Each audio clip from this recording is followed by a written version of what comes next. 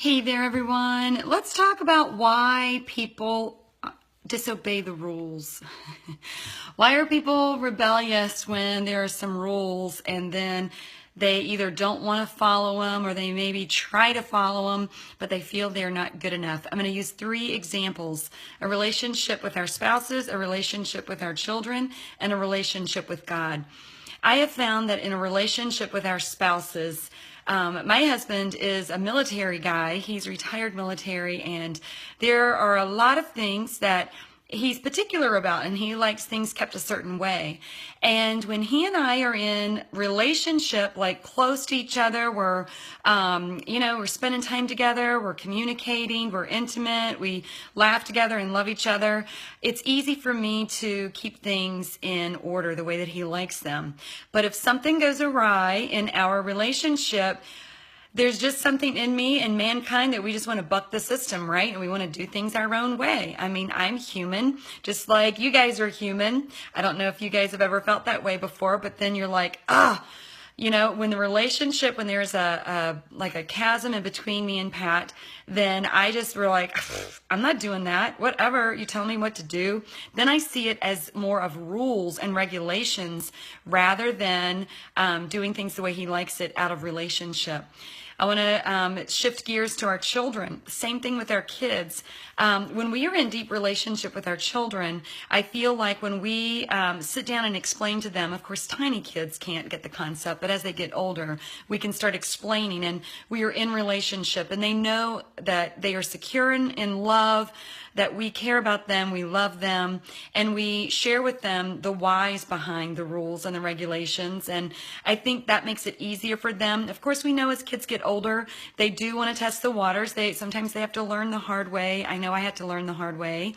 But I think the more that we build the relationship with our children, the more they are going to try to please us. Now, what happens when a child is trying to please us and they miss the mark?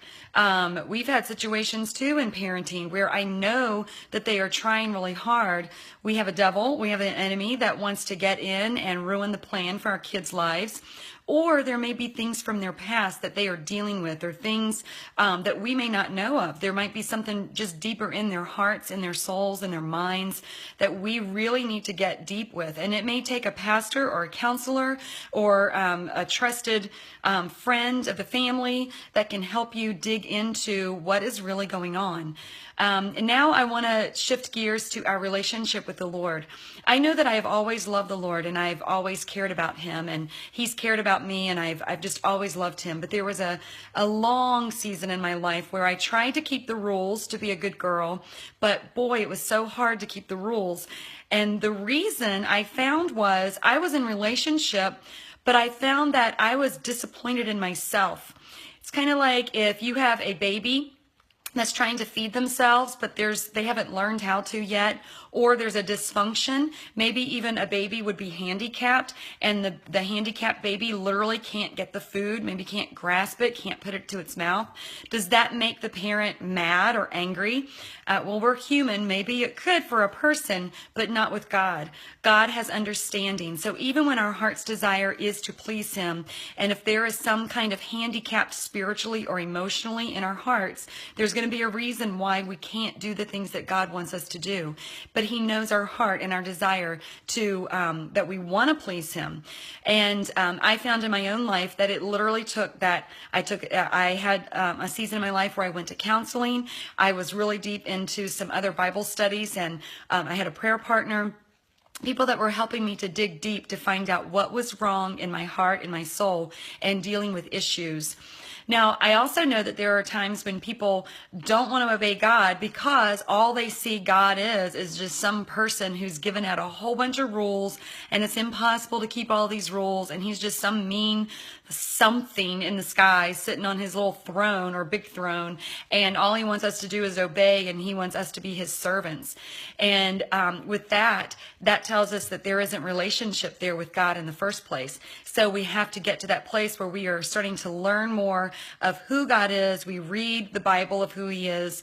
And we also ask him, God, I want to know more of who you are so that I can grow into a trust relationship of you. These things don't happen overnight, whether it's us with our spouse, us with our children, or us with God.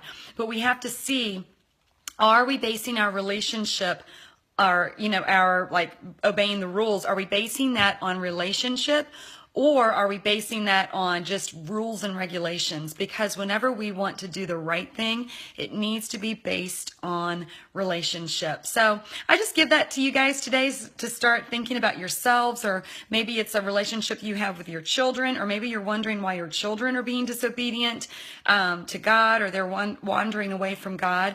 Maybe just realizing that there is a relationship that needs to be in order first. And if the relationship is in order, then there may be something from our past, whether it was abuse, neglect, abandonment, maybe something negative that somebody told us when we were younger. There could be a whole list of things that keep us away in that relationship and keep us kind of dysfunctional in our ability to follow the commandments or the rules and the things of the Bible that's going to really and truly and honestly be good for us. So anyway, I give that to you guys today. Hope you have an awesome day and you can kind of think and chew on that for a little bit. All right, love you guys. Talk to you later. Bye-bye.